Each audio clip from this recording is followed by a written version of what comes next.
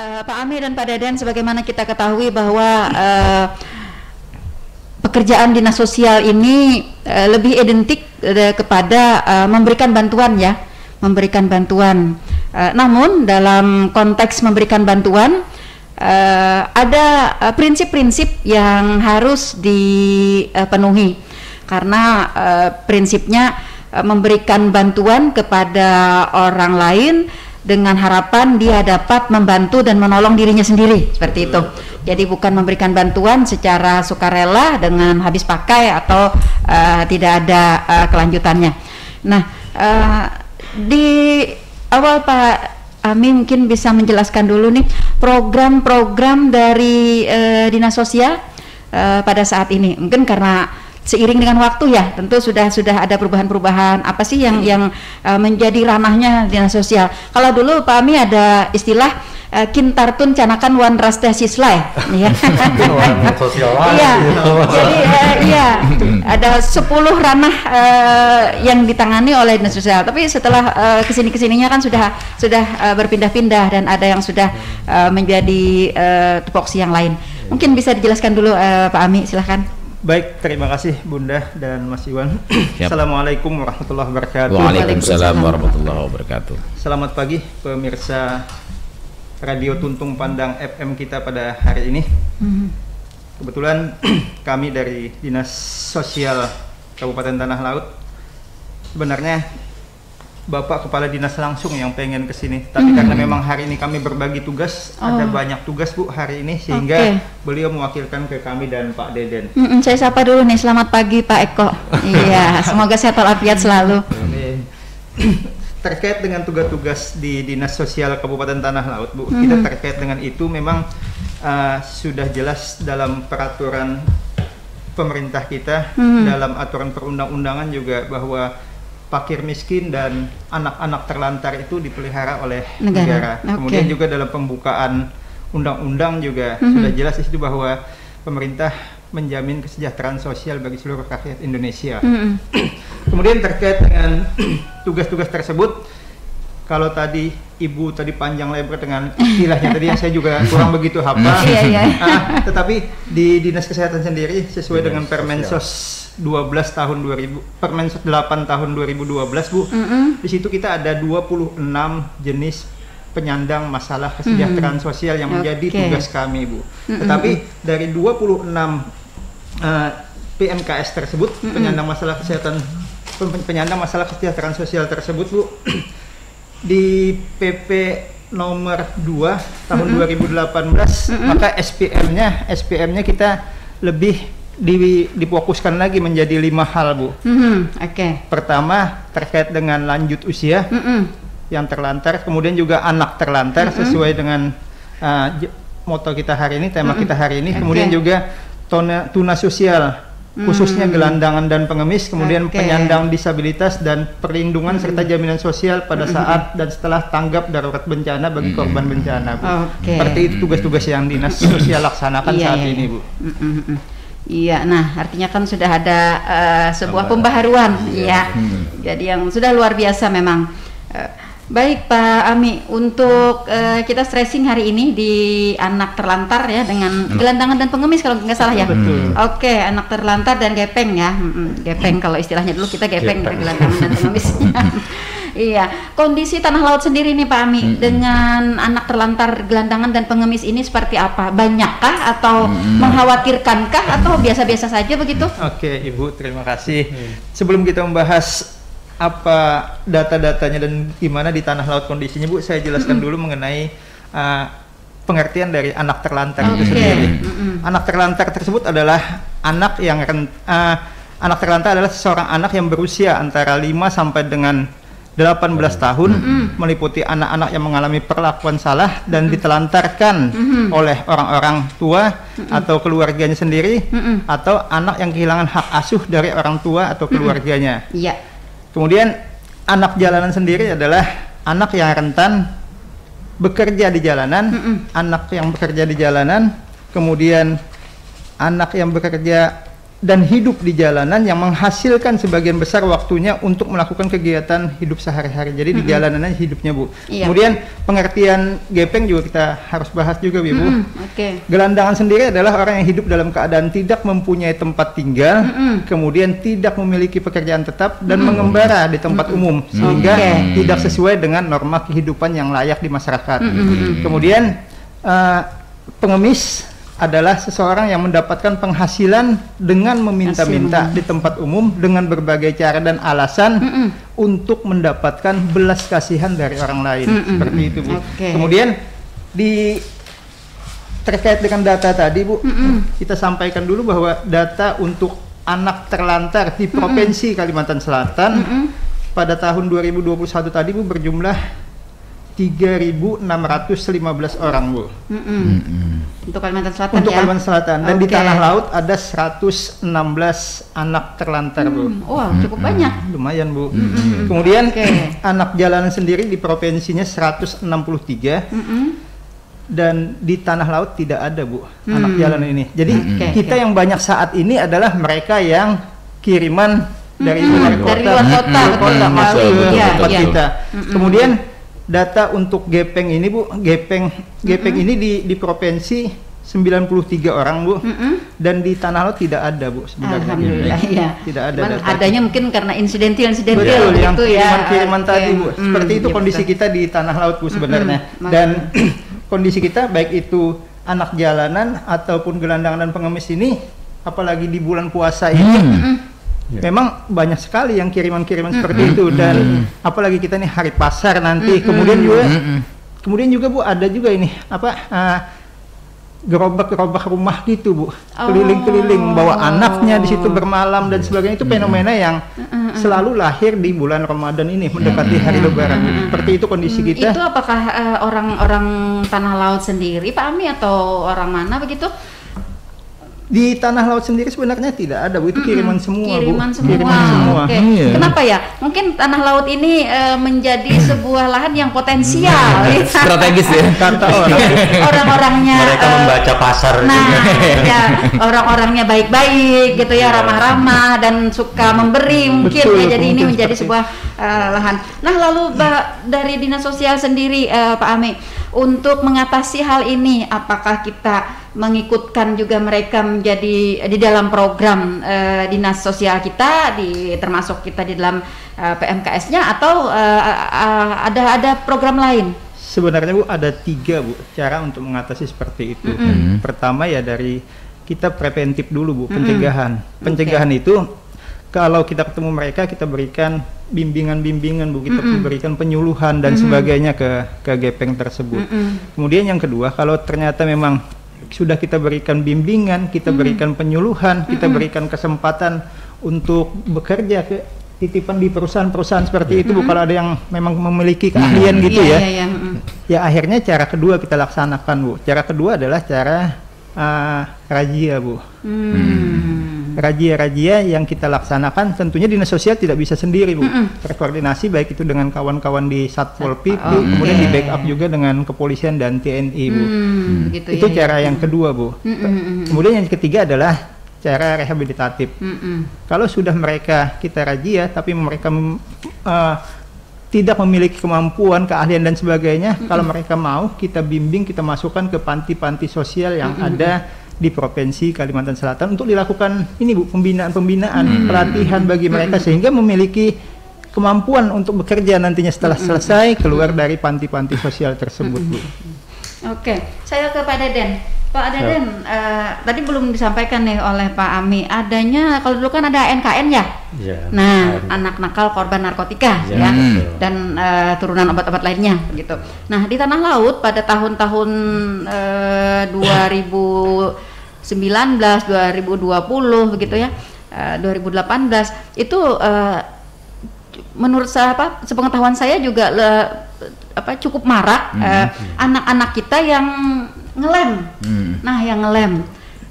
Nah, ini apakah menjadi sebuah ranah dari ANKN atau bagaimana ini, Pak Deden?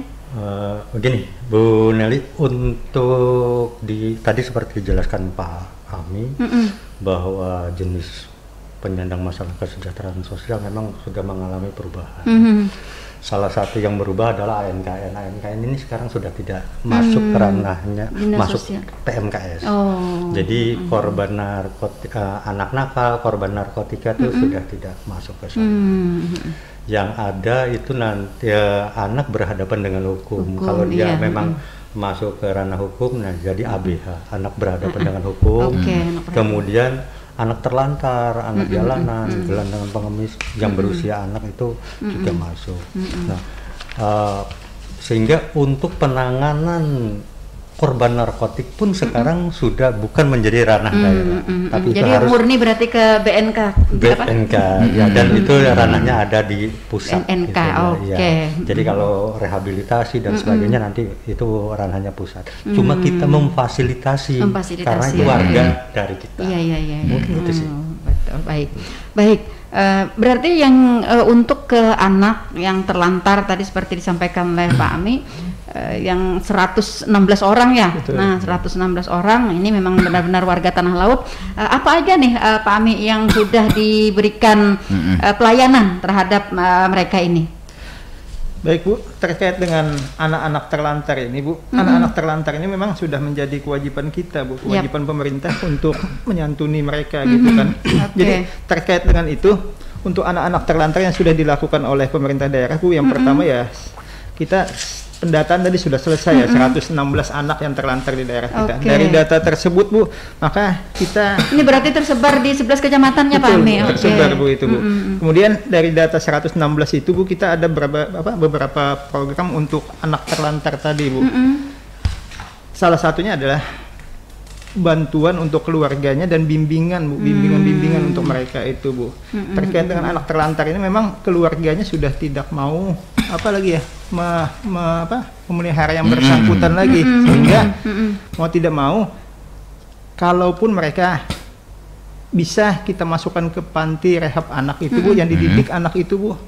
Ada beberapa anak yang dari tanah laut yang kita masukkan ke panti sosial bina anak itu ya Pak. Bina remaja ya, di PSBR itu. Sekarang sudah berubah itu. Sudah gabung dengan PSA menjadi panti perlindungan sosial. Begitu. Kemarin kan jadi 2 ya. Baru aja. Begitu. Karena remaja itu tidak masuk PMKS. Yang masuk PMKS dan SPM adalah anak. Jadi provinsi juga sudah merubah itu. Iya, luar biasa. Jadi ada beberapa anak yang di kabupaten kita Bu, yang kita kirimkan ke sana, mereka sekolah gitu Bu, disekolahkan mulai SD sampai SMA gitu kan. Kemudian juga mereka di sana bukan hanya sekedar disekolahkan, tapi di sela-sela waktu selesai sekolah mereka pun dibina Bu, dididik juga Bu, untuk keterampilannya lagi Bu. Itu yang kita lakukan Bu. Kalau dari kita sendiri di Kabupaten Tanah Laut untuk pelatihan keterampilan belum ada ya Pak Deden? Sebenarnya gini, kita kalau mengacu ke SPM gitu ya, untuk kewenangan kabupaten kota itu pembinaannya luar panti. Jadi kalau yang di dalam panti itu memang ranahnya provinsi. Betul. Nah makanya salah satu programnya adalah ada program rujukan. Kita merujuk anak terlantar ke panti dengan kriteria tertentu ya. Selama masih ada keluarganya, selama masih ada masyarakat yang masih peduli, sebenarnya itu tidak boleh dirujuk. Karena panti adalah kita anggap lembaga residu lah ya, pilihan terakhir, betul, pilihan terakhir. Tapi selama masih ada keluarga, masih ada masyarakat yang peduli, itu sebaiknya rehabilitasi sosial dasarnya di luar panti, karena itu adalah nilai SPM-nya juga memang kewenangannya kabupaten kota, sehingga di kabupaten kota sekarang banyak di kita sendiri itu membentuk puskesos. Bisa melalui pusat kesejahteraan sosial, bisa melalui rumah singgah, karena itu termasuk ranahnya adalah ranah luar panti. Gitu sih. Kalau misalnya ini cukup banyak ya, 116 tadi, misalnya di kelompok-kelompok di luar panti, dalam kelompok kita berikan tadi ada disampaikan oleh Pak Ami, diberikan bantuan ya.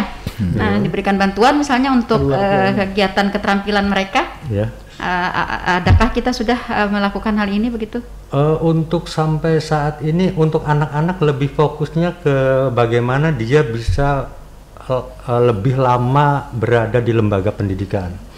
Jadi arahnya bukan ke keterampilan, tetapi bagaimana dia bisa melaksanakan kehidupan sehari-hari dengan baik, kemudian bisa sekolah lebih lama.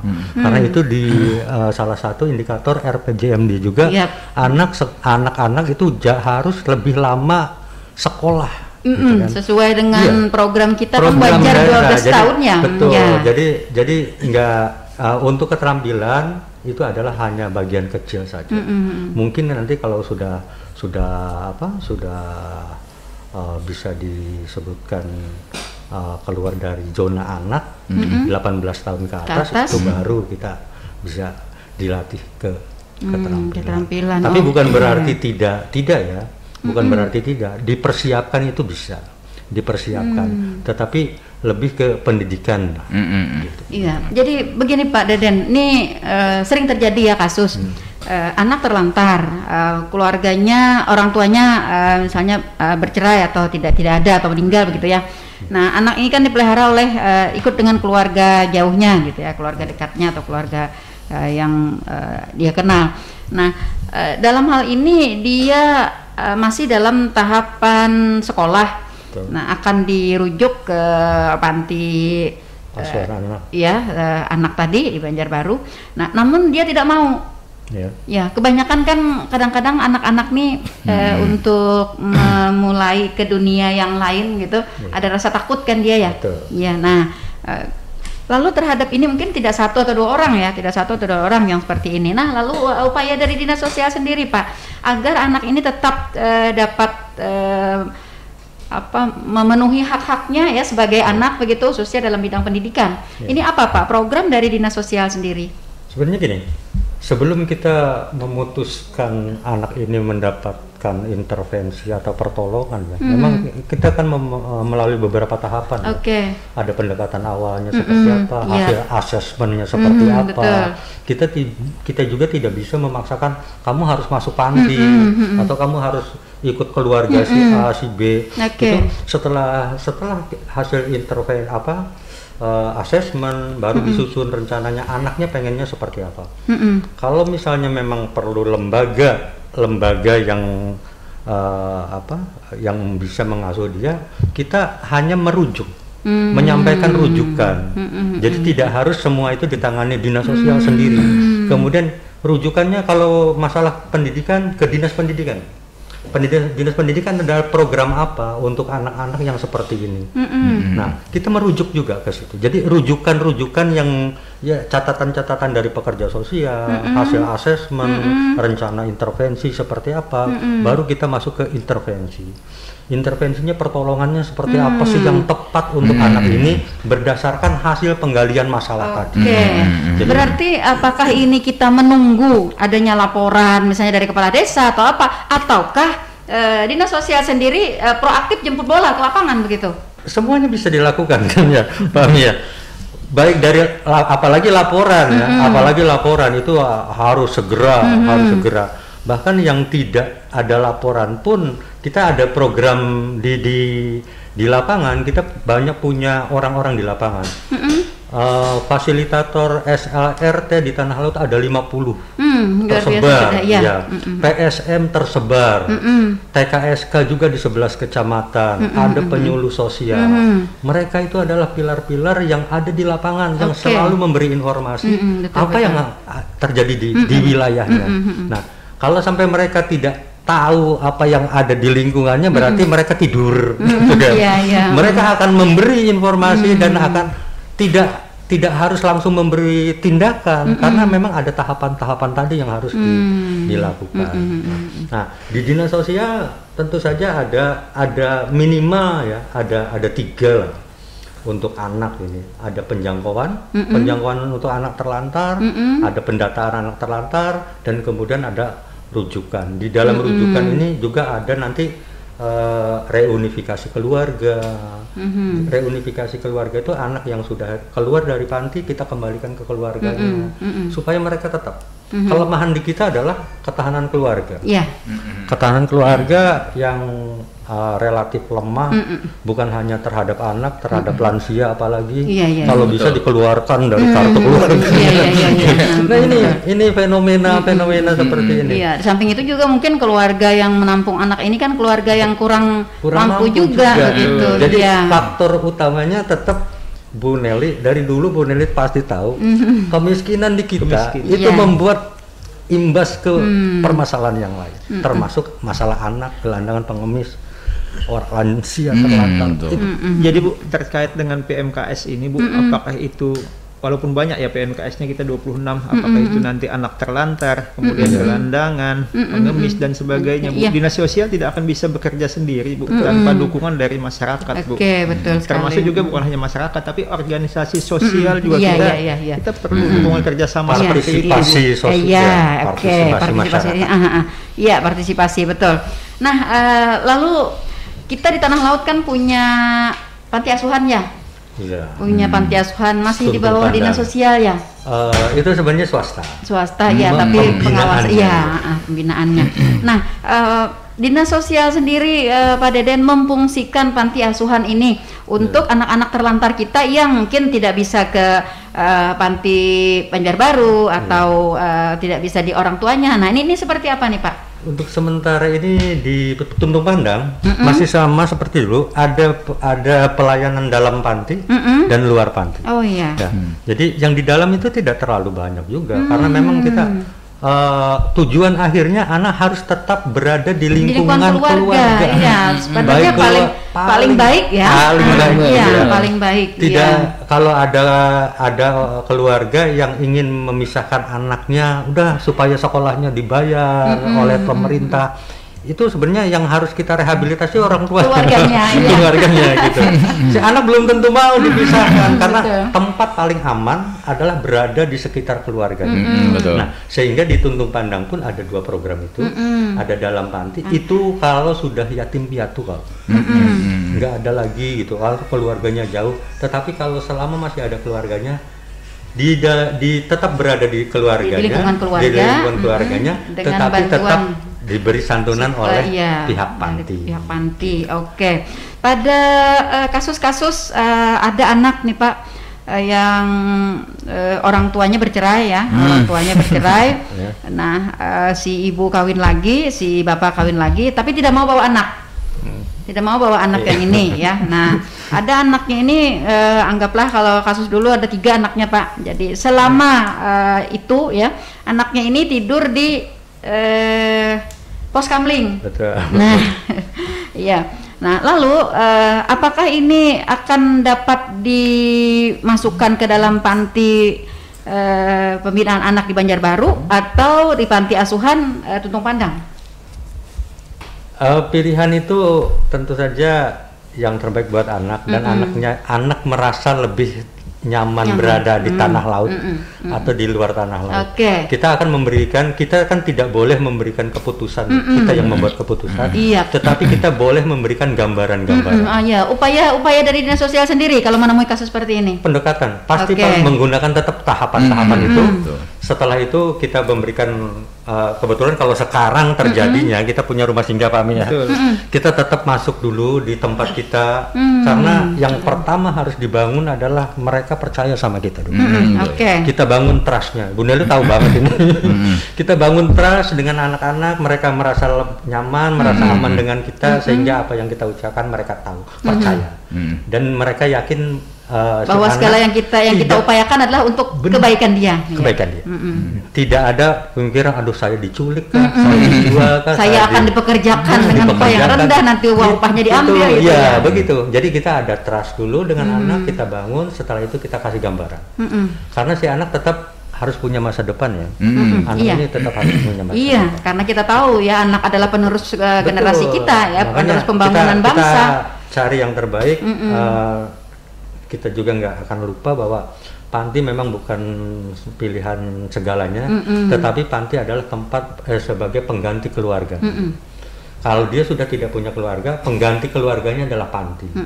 Nah, kalau memang pilihannya masih ada keluarga yang bukan panti, sebaiknya keluarga yang bukan panti. Oke, Pak Deden. Untuk di panti asuhan atau panti rehabilitasi, karena panti rehabilitasi kan di bawah Dinas Sosial Provinsi ya, ya tentu mungkin segala sesuatunya sudah diprogramkan sedemikian rupa. Nah, untuk panti asuhan sendiri yang kebetulan kita di Tanah Laut punya satu-satunya ya, satu-satunya. Nah, apakah di panti asuhan ini anak yang kita masukkan ke sana dapat memang benar-benar dia merasakan tumbuh berkembang sesuai dengan kondisinya? Seharusnya ya. Karena kalau enggak berarti ada yang salah di sana. Iya. Berarti seharusnya mereka tetap merasa nyaman, aman, terlindungi, bisa tumbuh berkembang sesuai dengan tugas perkembangannya. Gitu kan, sampai usia lepas anak. Nah, ada 3 ya, paling tidak. Pertama, anak punya hak untuk mendapatkan perlindungan itu, dan pemerintah punya kewajiban untuk memberikan itu, gitu kan.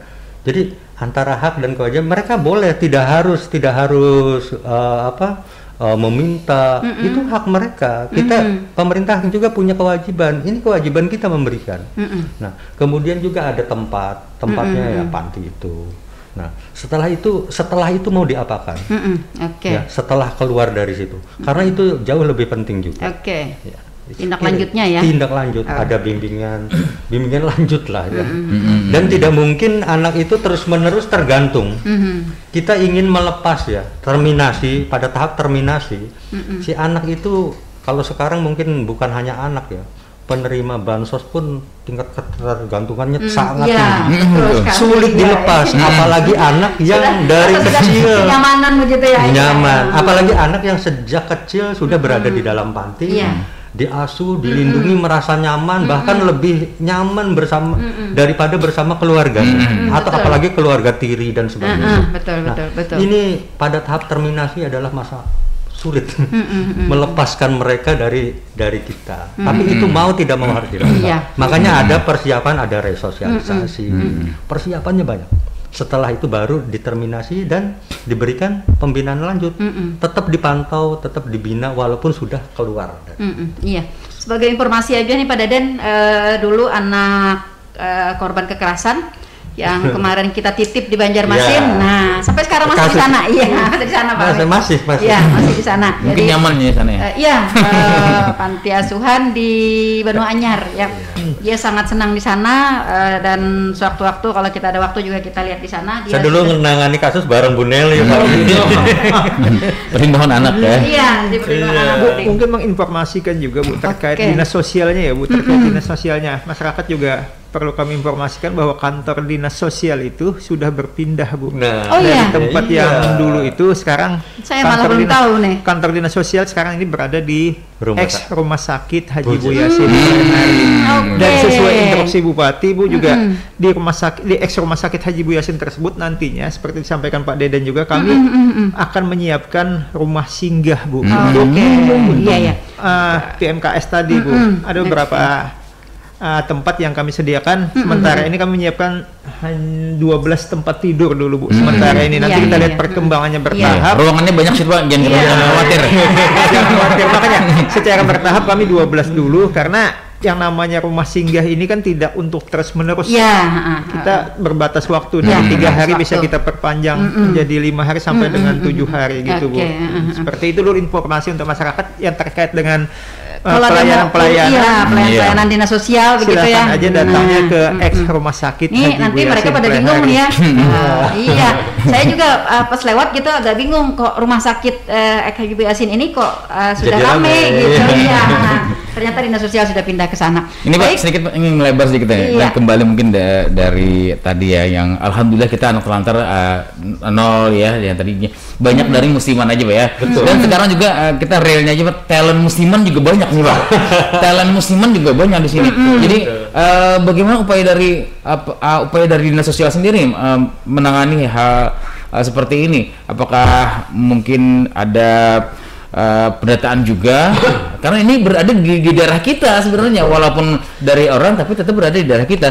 Jadi apakah mungkin ada pengembalian ke tempat daerahnya atau gimana, Pak? Jadi buat ini terkait dengan itu, Pak, kami memang sudah ada upaya-upaya. Pertama, kami kemarin itu sudah koordinasi dengan kawan-kawan di Satpol PP, Pak, terkait dengan itu, karena dinas sosial tidak ada untuk melakukan penindakan seperti itu. Tidak ada. Sehingga kami bisanya koordinasi. Koordinasi itu kami laksanakan terkait dengan nanti peran dan fungsi masing-masing, Pak. Satpol PP nanti akan melaksanakan razia, Pak. Kemudian mereka itu dibawa ke rumah singgah dinas kesehatan yang kami siapkan. Kami melakukan di situ pendataan, kemudian penyuluhan kepada yang bersangkutan, dan kalau memang memungkinkan kami akan melakukan pengembalian ke daerah asalnya. Biasanya pengembalian tersebut kami serahkan ke antar dinas sosial. Jadi dinas sosial kita menyerahkan ke dinas sosial setempat di mana anak itu beralamat gitu ya. Seperti itu, Ibu. Karena biasanya juga karena apa ya? Dari bukan anti kemanusiaan, bukan, Pak, ya. Tapi karena beberapa masyarakat juga sudah ada mulai terganggu, Pak, informasinya kemarin-kemarin itu. Jadi hal ini yang mungkin perlu menjadi upaya penanganan juga ya. Jadi gini, masyarakat tuh hak masyarakat untuk merasa nyaman ya. Betul. Kalau sudah merasa terganggu, artinya di situ ada masalah. Masalah ini harus disampaikan bahwa kami terganggu dengan suatu keadaan, berarti ada ketertiban, ada kenyamanan yang terganggu. Tentu saja dinas sosial tidak bisa bukan ranahnya untuk mengamankan, karena ada petugas yang lain. Bukan. Nah, di situ berarti nanti ada kerjasama kan. Setelah misalnya ini yang mengganggu ini diamankan, dinas sosial memberikan pembinaan dan pengembalian seperti yang Pak Ami tadi sampaikan. Jadi kita tidak bisa langsung bertindak karena kita nanti kita nggak punya regulasi untuk itu. Bukan aparat begitu. Tetapi kalau dari aparat dari Satpol PP, dari kepolisian itu menyampaikan ada orang terlantar, ditemukan di mana, kami nggak pernah menolak. Jam berapapun kami buka 24 jam. Harus memang. Kami buka 24 jam. Sudah komitmen dari awal. Dari awal. Ya, ketika menjadi seorang pekerja sosial. Juga sosial ya. Iya, pekerja sosial. Baik, saya ke Pak Ami lagi nih, Pak Ami, berkaitan dengan rehabilitasi. Nah, sering kita temui juga kan ya anak-anak kita yang tidak beruntung ya, yang disabilitas begitu. Nah, upaya rehabilitasi, penanganan rehabilitasi, bantuan apa yang bisa diberikan oleh dinas sosial terhadap anak-anak yang disabilitas seperti ini? Baik, Bu, terkait dengan rehabilitasi anak-anak, Bu, terutama yang disabilitas, Bu. Pertama, kita harus tahu dulu mereka kekurangannya di mana, Bu. Disabilitas kan banyak ya, Bu, ya. Baik itu kekurangan pendengaran, kemudian ada salah satu anggota tubuh yang tidak bisa berfungsi dengan sempurna gitu dan sebagainya, Bu. Kita di dinas sosial, Bu, pada tahun 2022 ini juga, Bu, dan sharing juga dengan dinas sosial provinsi, Bu, ada memberikan bantuan, contoh seperti tadi alat dengar, Bu, untuk kawan-kawan yang disabilitas tadi. Kemudian juga ada bantuan tangan palsu dan kaki palsu juga, Bu. Kita bekerja sama dengan dinas sosial provinsi, panti, seperti itu, Bu. Jadi itu sudah jalan, Bu, programnya untuk yang disabilitas tadi. Kita tidak membiarkan kawan-kawan disabilitas itu selama itu dengan memungkinkan ya. Selama memungkinkan kita bantu, Bu, seperti itu. Dan ini sudah jalan bantuan seperti itu, Bu. Iya. Masihkah Pak Deden sering ke Surakarta juga? Masih. Oh iya. Kita karena di sana pusat ya, seluruh Indonesia orientasi ke sana, dan di sana aja anak-anak mungkin merasa lebih lengkap gitu ya. Padahal sebenarnya dimanapun ya tergantung si anaknya. Tetapi bolehlah mereka punya harapan yang jauh lebih tinggi. Padahal di Banjarbaru juga sekarang kan panti disabilitas punya provinsi juga sudah ada. Ya. Tapi kalau di luar daerah kayaknya rasa harapan gitu ada kebanggaan tersendiri. Ada kebanggaan tersendiri meskipun untuk mencapainya ke sana.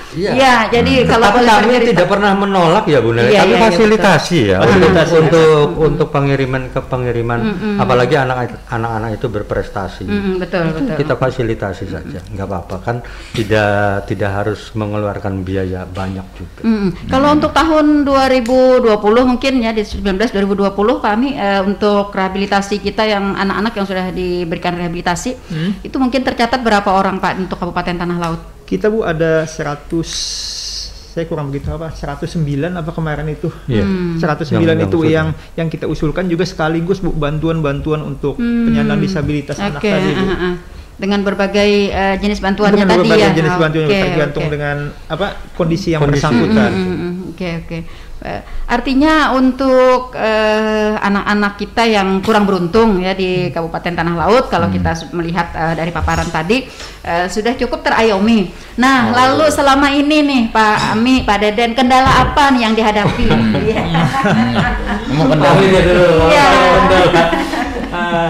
Kalau kendala ini sangat-sangat banyak kan kendala di lapangan, terutama kami berharap adanya partisipasi aktif dari masyarakat dulu Bu. Itu yang lebih penting juga, termasuk juga partisipasi dari organisasi sosial lainnya untuk membantu, karena sekali lagi bahwa dinas sosial tidak akan bisa bekerja sepenuhnya tanpa bantuan masyarakat dan organisasi lain. Itu yang pertama. Yang kedua ya kaitannya dengan anggaran juga gitu Bu, untuk bantu masyarakat. Harapannya nanti mudah-mudahan Kabupaten Tanah Laut ini memiliki penghasilan yang lebih banyak lagi sehingga untuk mereka penyandang disabilitas, kemudian semuanya PMKS ini dapat terbantu dengan baik lagi Bu. Oke. Nah, lalu terkait dengan partisipasi masyarakat, lembaga dan perusahaan, adakah sudah dinas sosial menggalang kesepakatan atau membuat MOU atau semacamnya lah? Tapi kita tahan dulu nih, ada yang telepon. Oke, baik. Silahkan. Halo. Iya. Assalamualaikum Bu. Waalaikumsalam warahmatullahi wabarakatuh. Dengan siapa di mana? Haryanto Bu, tentang Pak. Oke, Pak Har, apa kabarnya Pak? Baik, sehat Bu. Alhamdulillah. Oke, silahkan Pak Har. Bang Iwan, selamat pagi. Dan rekan-rekan dari dinas sosial nih. Topik menarik hari ini. Terpaksa saya harus hari-hari nelpon ini. Karena menarik terus topiknya. Iya. Ya, ini ada yang saya tanyakan ini yang dari dinas sosial. Kalau BPJS kita ngurus BPJS kesehatan itu apa syaratnya ya? Satu contoh misalnya dia tuh tidak terdaftar di desa, nggak tahu kenapa kok nggak didaftarkan. Saya nggak mau menyebutkan desanya nih. Cuma ada tertinggal lah di situ. Beliau itu pekerja kasar, buruh bata kan, janda lah, umur sekitar 55. Kemarin saya tanyain nggak ada punya BPJS. Nah itu kemana? Ke dinas sosial atau kemana itu? Terima kasih, itu aja Bu Nelly. Oke Pak Har, terima kasih sudah bergabung di pagi hari ini ya. Ini mungkin terkait dengan jaminan sosial ya. Oke, Pak Deden atau Pak Ami nih? Oke, Pak Deden silakan. Siap, terima kasih Pak Haryanto. Assalamualaikum warahmatullahi wabarakatuh. Ini terkait kepemilikan jaminan kesehatan ya. Ini mungkin bukan hanya satu, ini informasi untuk semua saja, untuk semua masyarakat Tanah Laut, bahwa Tanah Laut ini sudah menerapkan program UHC gitu. UHC ini jadi seluruh masyarakat Tanah Laut itu 95% warga masyarakat Tanah Laut itu sudah mempunyai jaminan kesehatan. Pemerintah daerah menjamin itu. Nah, apabila ada warga yang belum memiliki, segera saja ke dinas sosial, bawa KTP, kartu keluarga dan surat keterangan dari desa.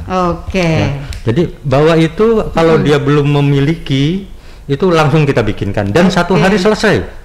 Langsung bisa digunakan. Luar Kartunya biasa. langsung bisa digunakan. Kita keluarkan rekomendasi, langsung dibawa ke kantor BPJS, cetak. KTP apa tadi Pak Deden? KTP, kartu keluarga, keterangan dari desa. Keterangan dari desa. Keterangan desa, jadi 3 macam ini ya Pak. 3 macam ini. Yang harus dibawa, segera datang ke dinas sosial ya. Pokoknya 1 hari selesai, dijamin 1 hari selesai. Nah, untuk yang warga yang kebanyakan, kenapa ini ada yang tertunda dan sebagainya. Setelah kita menerapkan UHC ini, ternyata banyak warga di tanah laut yang berKTP di luar tanah laut. Itu yang tidak bisa. Begitu. Ya, jadi KTP-nya masih KTP Jawa. Harus KTP tanah laut. Harus KTP tanah laut. Oke.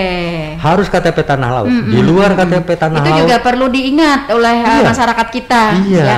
Jadi jangan sampai nanti pelayanan pemerintah tidak bisa diterima, ya. Padahal karena KTP. Iya. Nah, jadi kalau yang belum berKTP tanah laut, Dukcapil itu membuka pintu selebar-lebarnya, segera ditindakkan. Melakukan pemindahan. Betul. Supaya jelas ini penduduk tanah laut, ada di tanah laut, ada program apapun, jaminan kesehatan itu salah satu kebutuhan dasar masyarakat. Betul sekali, iya. Gitu ya. Salah satu, dan itu harus dipenuhi. Gitu. Itu saja sih sebenarnya. Jadi tidak ada kesulitan untuk mengurus itu. Sebenarnya untuk persyaratan tadi seperti disampaikan oleh Pak Deden tidak ada kesulitan. Kemudian juga prosesnya pun tidak terlalu lama, tidak sulit. hanya saja yang menjadi hambatan mungkin ya tadi ya ada kendala-kendala. KTP-nya KTP luar. Nah, jadi bagi masyarakat kita yang mempunyai KTP dari luar yang memang sudah bermukim di Kabupaten Tanah Laut, segeralah untuk melakukan pemindahan, pemindahan alamat. Nah, jadi sehingga pelayanan-pelayanan yang dari pemerintah itu dapat dirasakan, gitu ya, dapat diberikan. Baik. Jelas ya Pak Har. Jadi nanti kepada yang bersangkutan ya agar datang langsung ke Dinas Sosial ya. Jangan lupa Pak Har, Dinas Sosial udah pindah ke rumah sakit lama.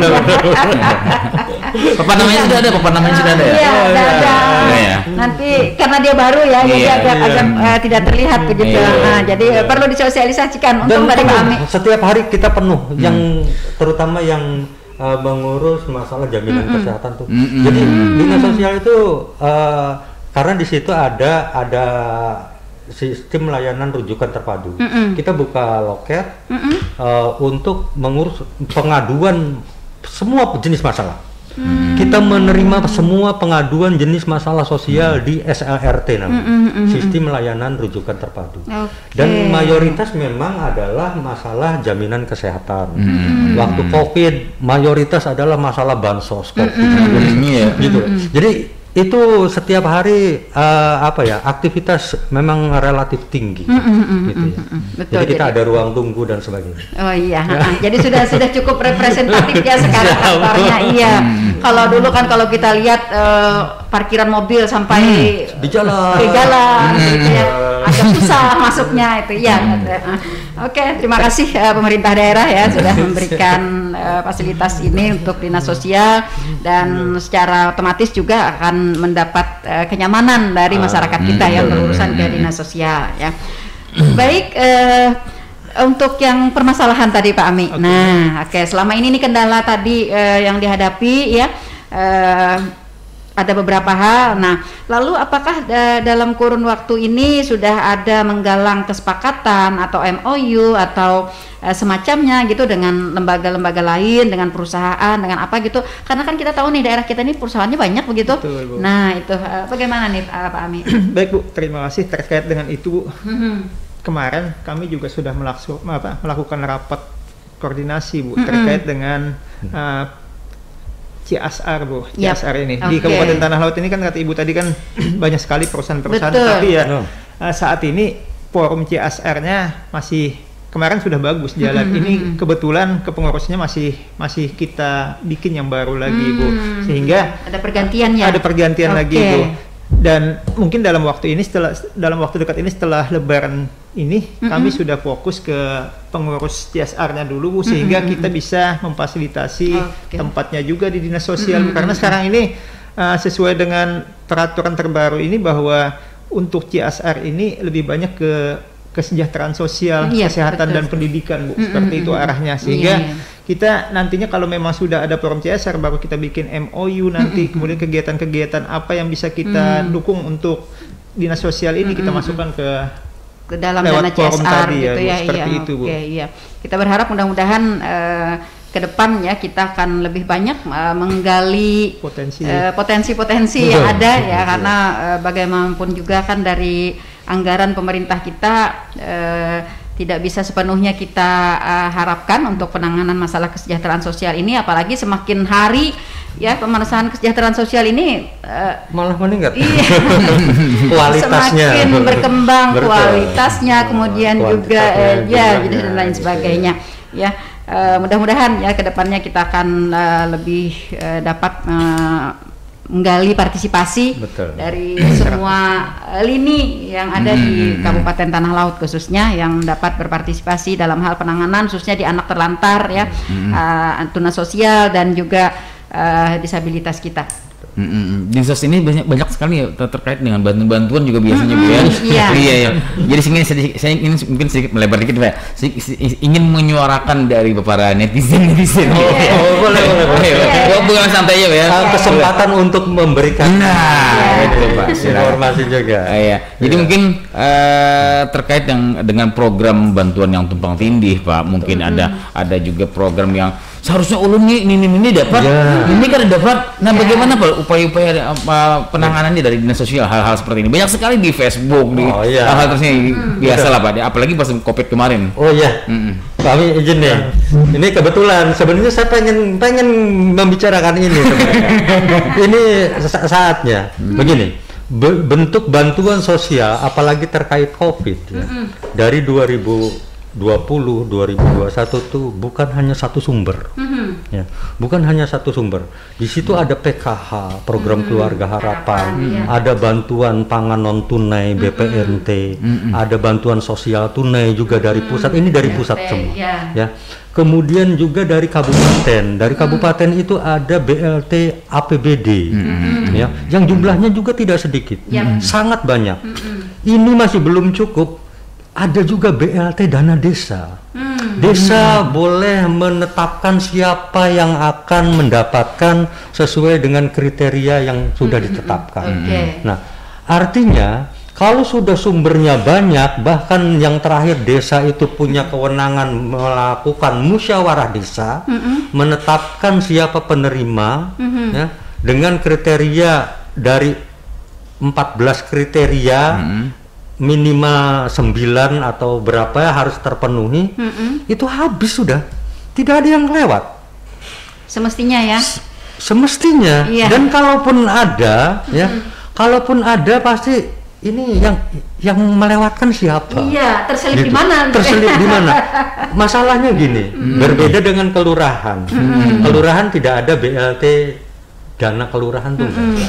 Mungkin yang kelewat di kelurahan. Tapi kalau di desa itu kepala desa itu matanya banyak, telinganya banyak, gitu loh.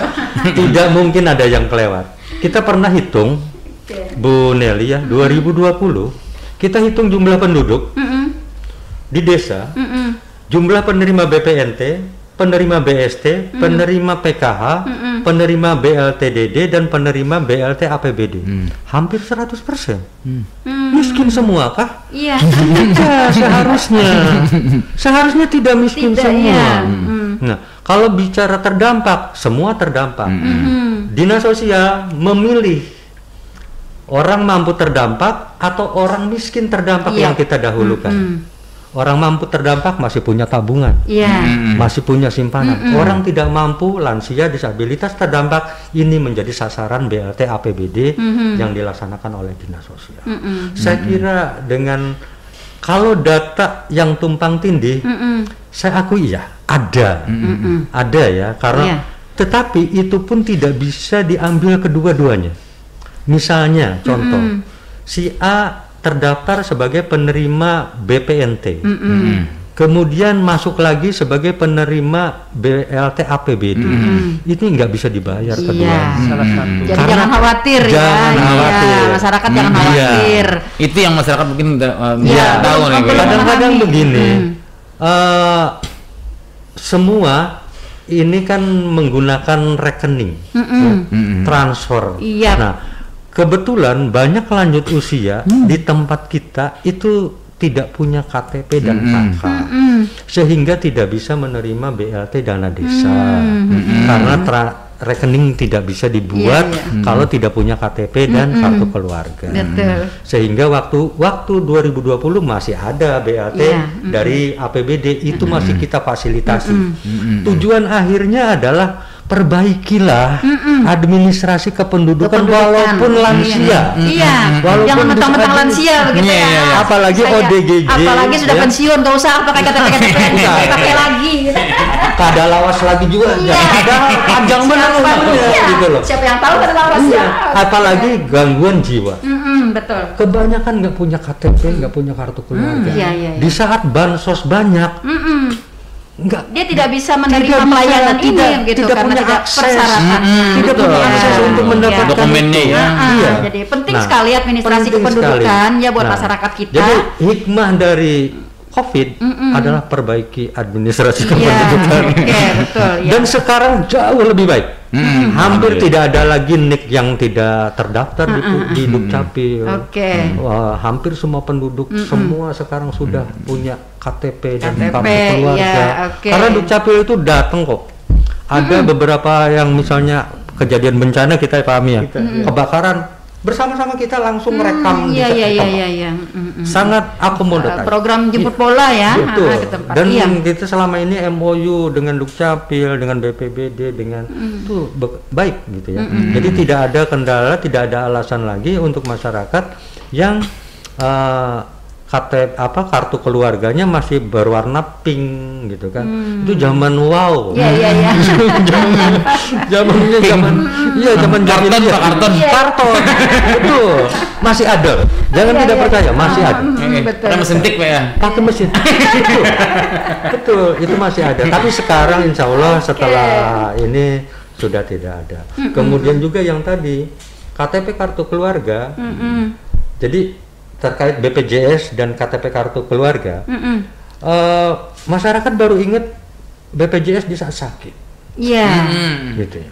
Di saat sakit baru ingat, kada ingat hilang. Gitu kan. Jadi di saat sakit baru ingat kalau KTP-nya belum pindah, gitu masih KTP di Jawa, masih bukan berarti orang luar pun tidak ditangani. Banyak orang yang KTP luar tetap kami layan, walaupun dengan media yang lain ya, tidak harus dengan BPJS, itu pun tetap di.